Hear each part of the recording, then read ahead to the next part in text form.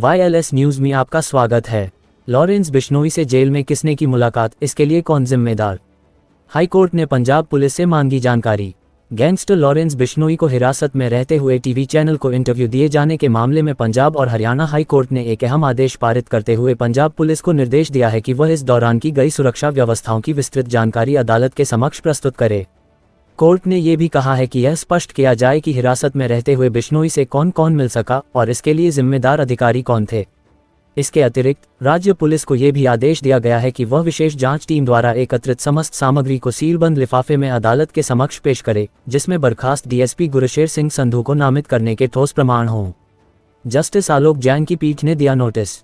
यह आदेश जस्टिस आलोक जैन की एकल पीठ ने सुनवाई के दौरान उस याचिका पर पारित किया जिसमें बर्खास्त पुलिस अधिकारी गुरशेर सिंह संधू ने अपने खिलाफ दर्ज एफआईआर और जांच टीम द्वारा भेजे गए नोटिसों को रद्द किए जाने की मांग की थी। याचिकाकर्ता ने तर्क दिया था कि उन्हें जानबूझकर बलि का बकरा बनाया जा रहा है, जबकि एफआईआर में उनका नाम तक नहीं है। इसके बावजूद उन्हें जबरन इस प्रकरण में आरोपी के रूप में शामिल कर लिया गया है। उन्होंने ये भी आग्रह किया कि मई 21 और 23 को जारी किए गए नोटिस नंबर 108 को रद्द किया जाए और जांच एजेंसी को उनके विरुद्ध किसी प्रकार की कठोर कार्रवाई से रोका जाए। लॉरेंस बिश्नोई को 3 स्तरीय सुरक्षा में रखा गया था।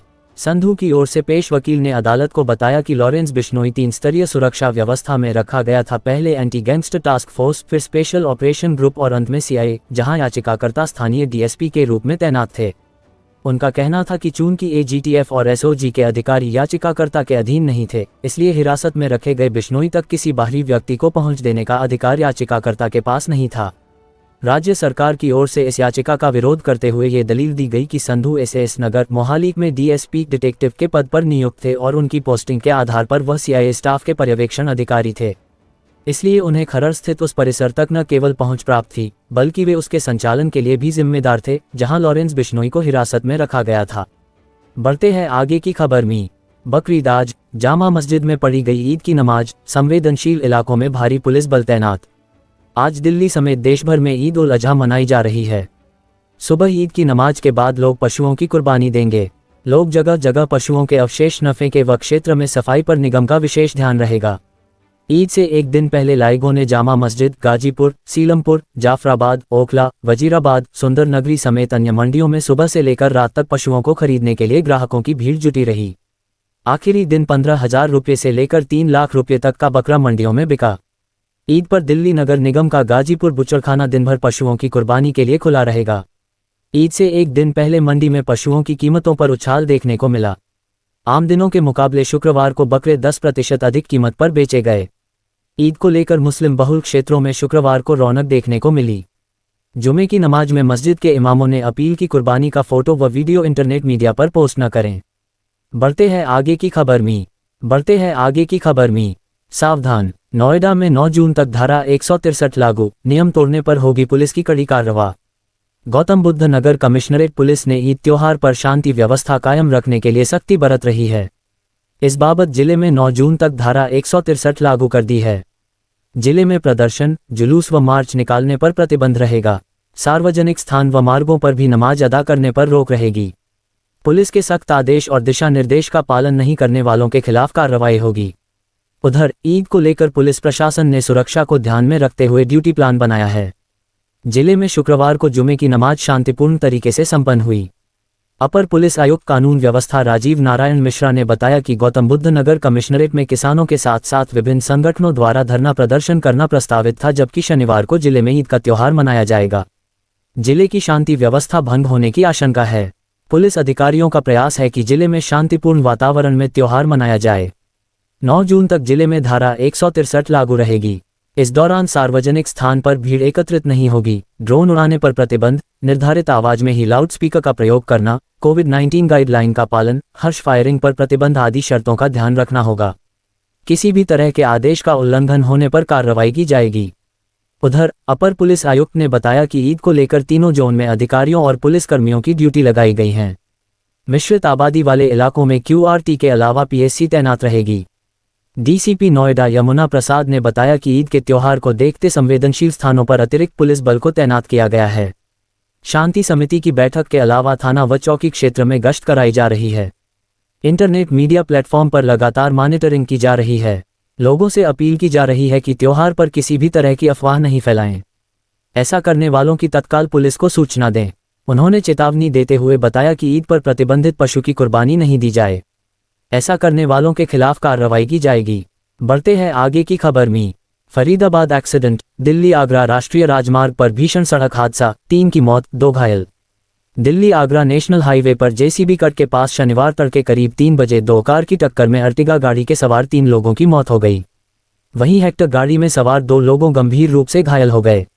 मरने वाले लोगों में हिमांशु, तरवेंद्र और मनीष शामिल है।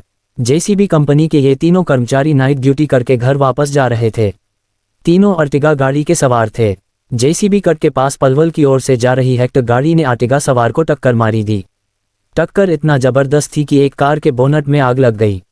मामले की जानकारी मिलने पर मौके पर पहुंची सेक्टर -58 थाना की पुलिस ने स्थानीय लोगों की मदद से कार में फंसे लोगों को बाहर निकाला और नजदीक के एक अस्पताल में भर्ती कराया, जहां डॉक्टरों ने 3 लोगों को मृत घोषित कर दिया। 2 व्यक्ति की हालत गंभीर बताई जा रही है। उन्हें एक अस्पताल के आईसीयू में भर्ती हैं। पुलिस मामले की जांच में जुटी है और हादसे के कारण की जानकारी जुटा रही है। बढ़ते हैं आगे की खबर में। दिल्ली एनसीआर में 1000 से ज्यादा वाहन चोरी करने वाले गिरोह का पर्दाफाश, सरगना समेत 4 गिरफ्तार। एनसीआर से 1000 से ज्यादा वाहन चोरी कर चुके अंतर्राज्यीय गिरोह का नोएडा फेज 1 पुलिस ने शुक्रवार को पर्दाफाश किया।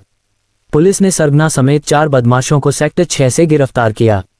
पुलिस ने बदमाशों से चोरी की 26 बाइक व स्कूटी, 1 ऑटो व 4 चाकू बरामद किए। इलाके में हो रही वाहन चोरी का संज्ञान लेकर पुलिस सीसीटीवी फुटेज की मदद से बदमाशों तक पहुंची। शातिर बदमाश भीड़भाड़ वाले स्थानों से वाहनों पर हाथ साफ करते थे। डुप्लीकेट चाबी से या लाक तोड़कर चोरी करते थे। कई बार वाहन स्टार्ट नहीं होता है तो उसको ऑटो में डालकर ले जाते थे। पुलिस चोरी के वाहनों को खरीदने वालों का पता करने में जुटी है। फेज 1 थाना पुलिस क्षेत्र से वाहन चोरी की लेकर बदमाशों की पहचान और तलाश में जुटी थी। पुलिस ने गोपनीय सूचना और सर्विलांस की मदद से 4 शातिरों को शुक्रवार को सेक्टर 6 से दबोचा। बदमाशों की पहचान दिल्ली अशोकनगर के कुंदन उर्फ कुबेर, राहुल, अमित व संकल्प कुमार शर्मा उर्फ गोलू उर्फ बचकांडू के रूप में हुई। संकल्प कुमार शर्मा मूल रूप से जौनपुर के उमरी गांव का रहने वाला है। डीसीपी नोएडा यमुना प्रसाद ने बताया कि कुंदन उर्फ कुबेर गिरोह का सरगना है। सभी शातिर किस्म के अपराधी हैं। वह नोएडा समेत एनसीआर में भीड़भाड़ वाली जगहों के अलावा कॉलोनी, सोसाइटी व कंपनी परिसर में खड़े वाहनों की रेकी करते थे।